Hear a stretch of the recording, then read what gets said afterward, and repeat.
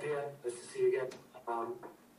A result like this, you had opportunities, obviously, a couple that didn't get finished. Do you come away feeling encouraged in the sense that you felt like you could really hang with the U.S. and obviously beat them on any given day? Yes. I'm disappointed in the start of the game, of course, conceded a goal, but not only the goal, the way we played our attacking in the first 20 minutes. That's a room for improvement for sure.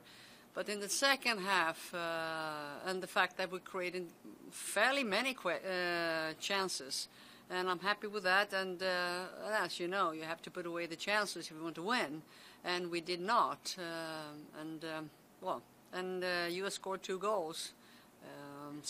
But that's something, room for improvement, absolutely.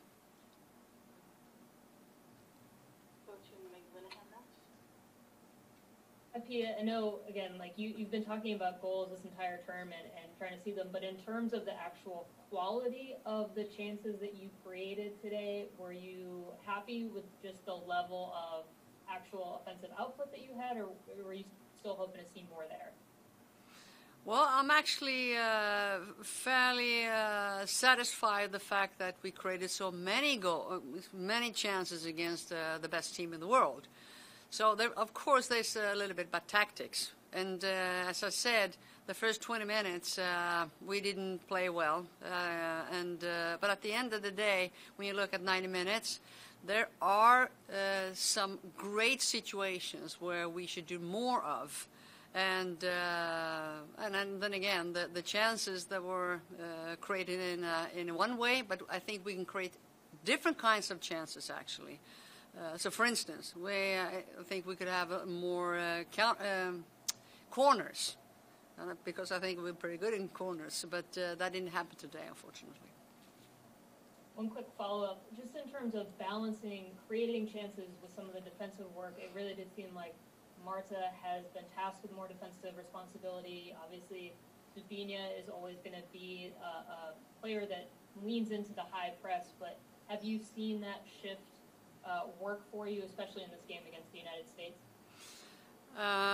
In order to win anything, I would say, and especially against the best team in the world, when you talk about defending, everybody has to defend, and that starts with Dubinja and Ludmila.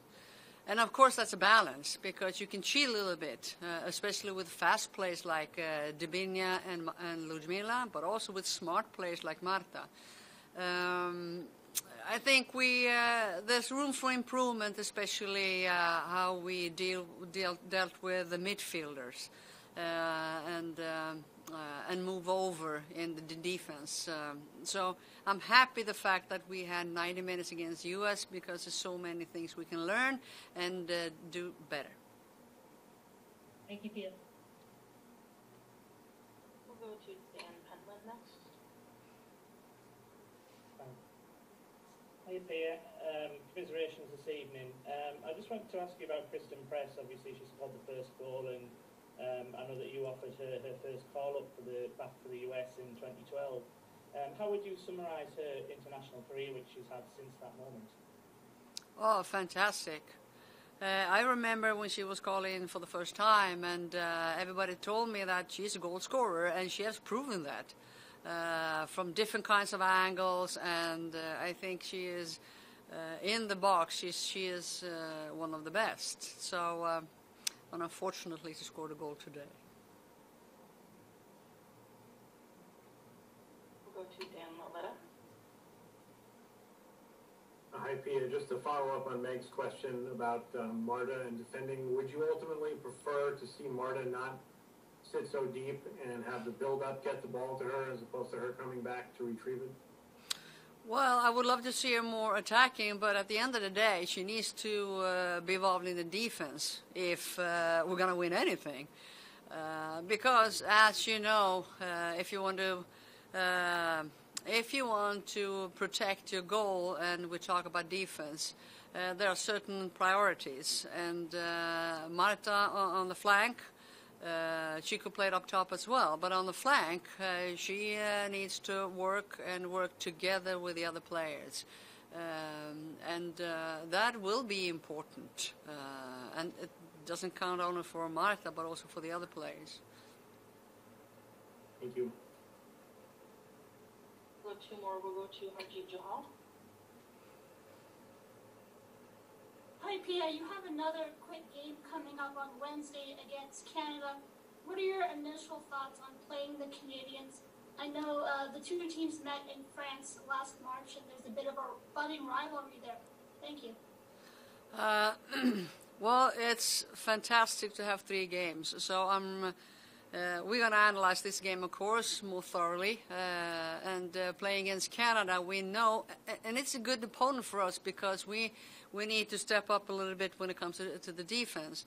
I think Canada had a good game against U.S., and you can tell that both in the defending they are, I think, very tough and aggressive, and we need to, improve our speed of play. But also in the air, I think we are pretty good in the air, so that will be interesting to see how we do against the Canadians. And we'll go final question with Julia Poe. Hi, Pia. Thank you so much for the time today. Another question about Marta. Obviously, you talked about, her new role dropping a little bit deeper. How do you feel that she has done with the transition into that role? And how are you able to, keep seeing her running end line to end line with the work rate that she does? Well, I think if you talk about stars, I would say that Marta is one of the stars, and the star needs a team, and vice versa. So if she and she is a fantastic role model in my opinion, and she always works hard. My job is to make sure that she is working, do the right priorities. So we talk about attacking, defending, and I would say I'm humble enough. Regardless who we're playing, Marta needs to defend. And but if we do a little bit better job, especially with the back 4 and stepping up a little bit higher, the defending will be higher up in the field. And if we win the ball higher up in the field, we have a Marta going forward. So she means a lot for this team, both in the attack and defending. And it's about her work rate, her attitude, and character. So I hope we will put a cohesive team together going to the Olympics. Thank you very much, Pia. For media members, if you just hold on, we'll be joined by defender Tamiris now.